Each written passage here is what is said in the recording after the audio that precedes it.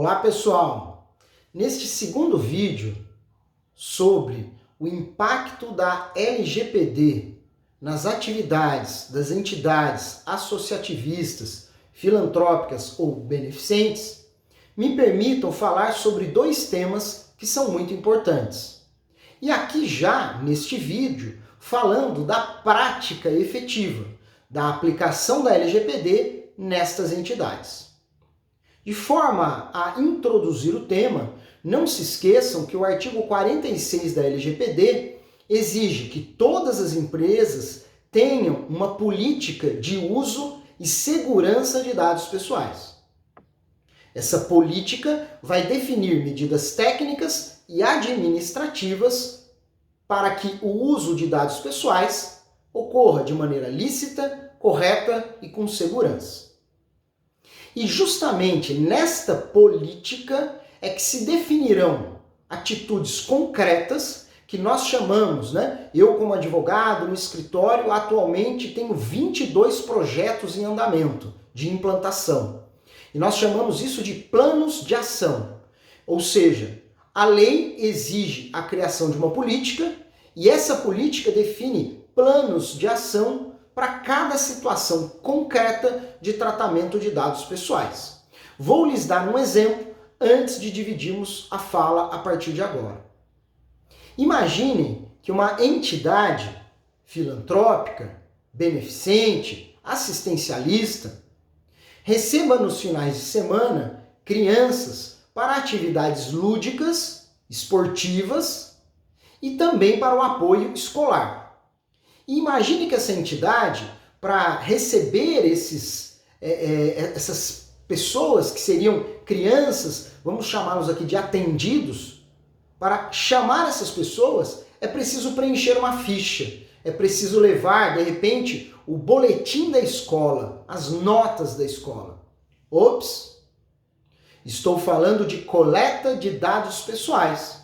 Eu preciso ter uma regra, eu preciso ter formulários, eu preciso ter termos de aceite sobre o tratamento desses dados pessoais.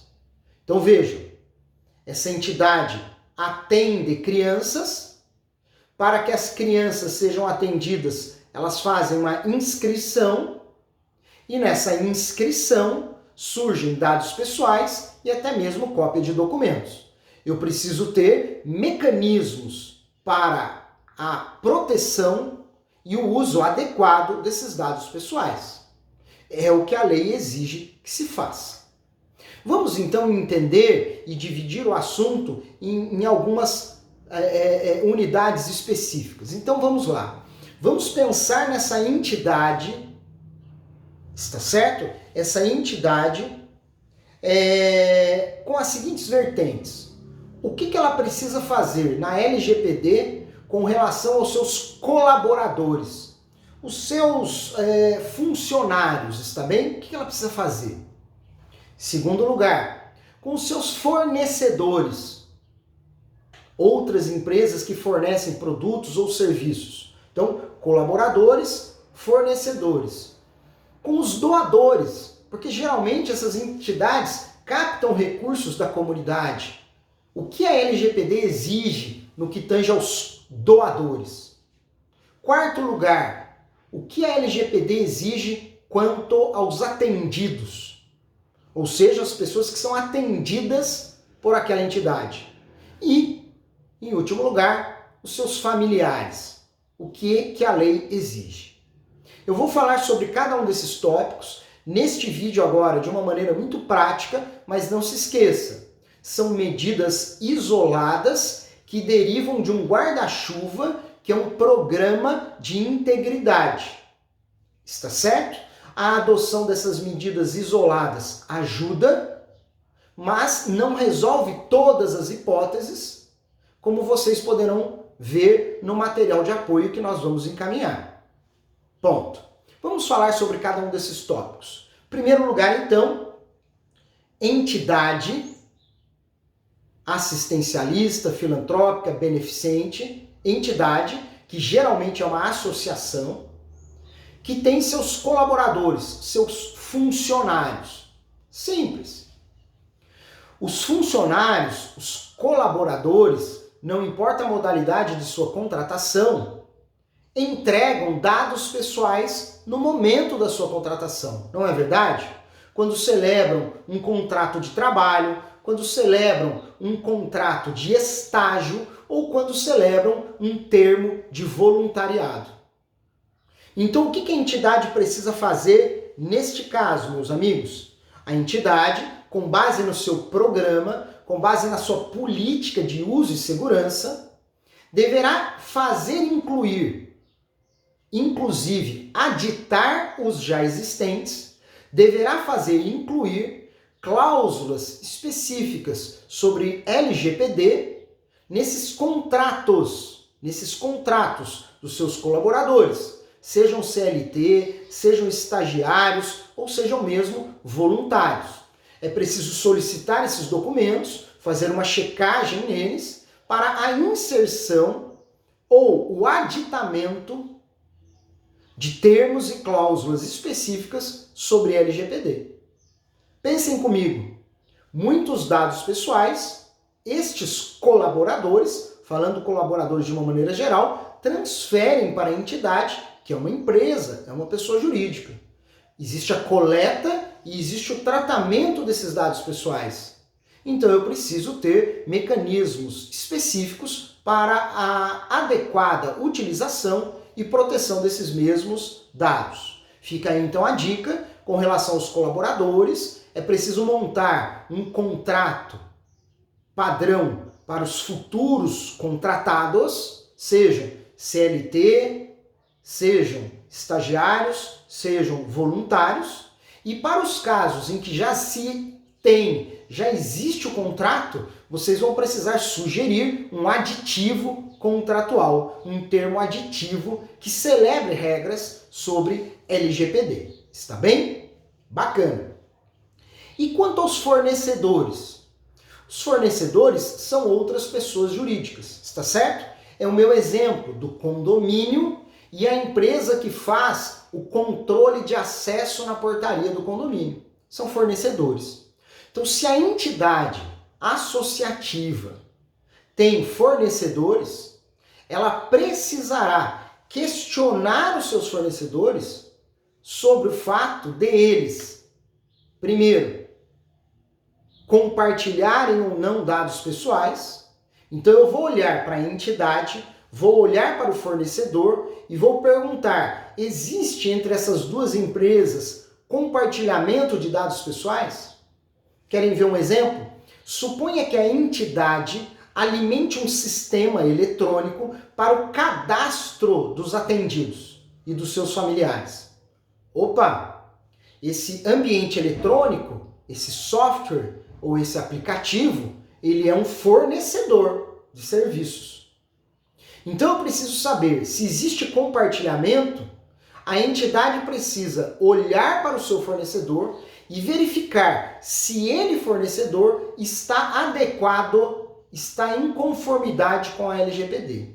De que maneira eu faço isso? Eu aplico um questionário, que vocês vão achar também na internet muitos modelos sobre isso.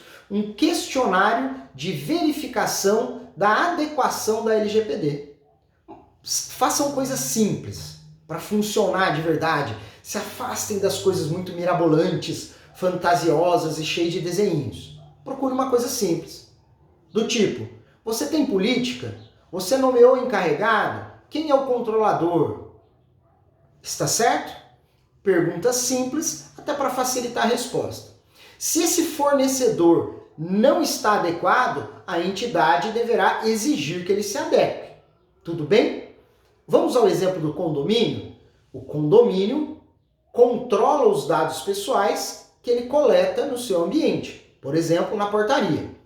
A empresa fornecedora de serviços de controle de acesso precisa ser questionada pelo condomínio e, se não estiver de acordo com a LGPD, o condomínio precisa exigir que ela esteja. Ajudar, apoiar para que ela esteja. O terceiro ponto, doadores. As doações, via de regra, são geradas eletronicamente mediante cadastro.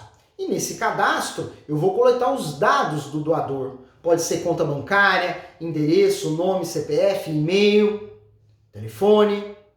Então, a coleta dos dados do cadastro, essa ficha de cadastro, seja eletrônica, seja virtual, nesta ficha deverá constar um termo de aviso e, se for necessário, consentimento do tratamento dos dados pessoais. Está bem? Então você vai olhar para essa entidade e vai dizer assim: vocês têm doadores? Ah, nós temos. Como que eles se cadastram? Ah, é com essa fichinha aqui. Deixa eu ver a fichinha.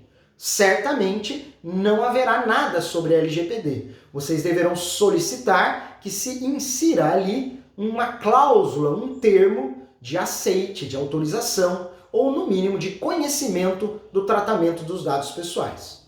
Olha que legal esse exemplo. Suponha que na entidade exista essa ficha e vocês inserem lá a cláusula. Lembram das bases legais?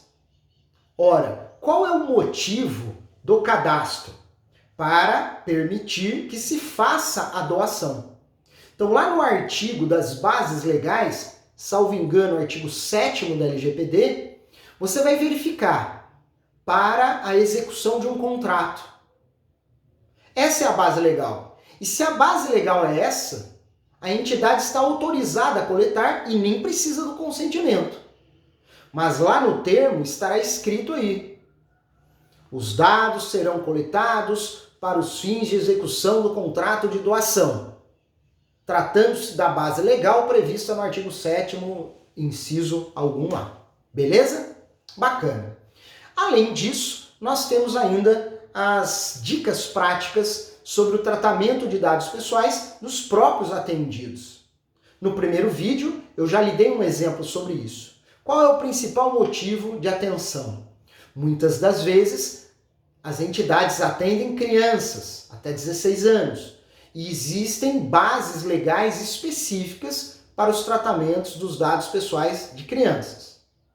Segundo, muitas das vezes, para o exercício da atividade assistencial, recreativa, seja lá o que for, a entidade precisa coletar dados sensíveis dessas crianças e que, portanto, exigem um tratamento com base legal prevista também na LGPD. Então, as entidades, por coletarem informações mais intimistas das pessoas, que chamamos aqui de atendidos, deverá ter um programa de integridade, uma política de uso e segurança de dados pessoais, e lá na ficha de cadastro desse atendido e ou dos seus familiares, incluir um termo de LGPD, um termo ou um conjunto de cláusulas que explique para essas pessoas o que será feito, o que será coletado, como será coletado, o que será tratado, com quem será compartilhado. Tudo isso deverá estar previsto nessa ficha cadastral desse atendido e muitas vezes constando também os dados dos seus familiares. Beleza? Essas são as dicas então para o tratamento de dados dos colaboradores, dos fornecedores, dos doadores, dos atendidos e dos seus familiares. Ponto. Olhe para cada situação, entenda o que acontece e sugira a solução para a entidade. Mas uma coisa final precisa ser dita. Nada disso adianta se essa entidade não tiver uma política de uso e segurança de dados pessoais. E se ela tiver um site, ela deverá disponibilizar inclusive no site. Porque daí em cada termo desses documentos, em cada contrato, haverá uma cláusula dizendo: além dessas regras aqui escritas, os assinantes, as partes, declaram ter pleno conhecimento da política de uso e segurança que está lá no site. Uma coisa amarra a outra. É isso. Da minha parte, ficam as dicas para esse cenário. Eu vou compartilhar com vocês também alguns links, alguns documentos que facilitará o uso. Imagino sejam um conjunto de slides sobre isso e também uma apostila que eu montei para o meu trabalho, que é como se fosse uma legislação anotada. Então, nós temos ali a lei de um lado e de outro lado nós temos comentários práticos da legislação. Sucesso para vocês, um grande abraço, obrigado mais uma vez pela oportunidade de permitir dividir com vocês um pouco daquilo que estamos aprendendo ainda sobre o direito, porque o direito nós aprendemos sempre. Grande abraço!